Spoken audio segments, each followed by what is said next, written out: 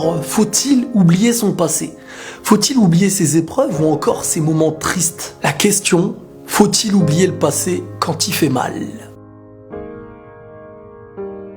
Suite à un passé douloureux, beaucoup de personnes sont un peu perdues et se demandent s'il faut l'oublier parce qu'il fait mal. Comme je l'avais dit la dernière fois, pour moi, la meilleure manière d'oublier un passé douloureux, c'est de s'en rappeler pour pouvoir l'éviter dans le futur. Maintenant, c'est vrai que sur le présent, tu vis quelque chose qui te fait mal, demain, t'as pas envie de t'en rappeler. On va pas s'en rappeler tous les jours, mais on va essayer d'avancer vers de nouveaux objectifs. Quand je parle du passé, je parle de ce qui est un peu plus loin qu'hier. Je m'explique. Aujourd'hui, par exemple, une femme ou un homme qui par le passé a connu la trahison, un échec sentimental, ou encore quelqu'un qui a été profité par le passé, ont quelque chose en eux qui les fait souffrir un petit peu tous les jours, à cause d'un passé. Et très souvent, ces personnes-là partent de l'idée qu'il faut clairement oublier son passé. Mais si en fin de compte, c'était juste la douleur qu'on devait oublier, car ce qui dérange en majorité dans l'histoire du passé qui a pu faire mal, c'est surtout la douleur. Car pour moi, le passé, c'est comme un livre. Chaque page a son importance pour la continuité de l'histoire. Et se rappeler, c'est pouvoir éviter. Sinon, on n'apprendrait rien de notre vie. Tu t'es fait arnaquer hier, t'as souffert,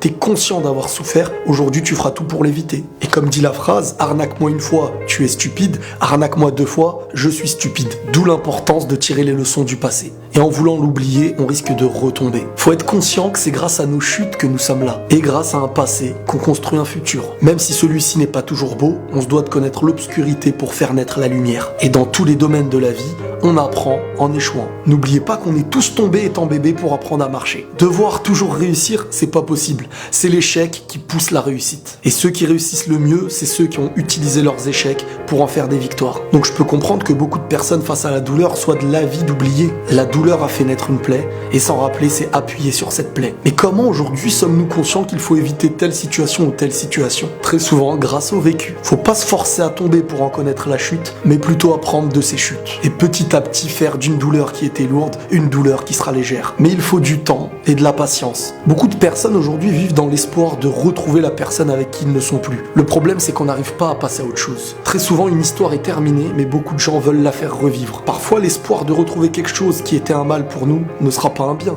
Et la meilleure chose à faire pour commencer à oublier et apaiser ces douleurs, c'est de passer à autre chose. L'espoir, c'est quelque chose de beau, mais se faire de faux espoirs, c'est entretenir la douleur. Surtout qu'on a souvent espoir de faire renaître une chose qui a du mal pour nous, en fuyant une chose qui a un bien pour nous. Mais ça, c'est l'humain. On est comme ça. Donc c'est pas le passé qu'il faut oublier, mais les douleurs qu'il faut apaiser. Mais aujourd'hui, l'utiliser sans avoir à l'oublier. En plus de ça, il te servira à ne plus tomber. Il suffit d'être conscient que parfois le bien, c'est ce qu'on appelait le mal, et que le mal, c'est ce qu'on appelait le bien. Et l'objectif de tout ça, en fin de compte, c'est de faire naître un mal pour un bien. Et la paix sur vous.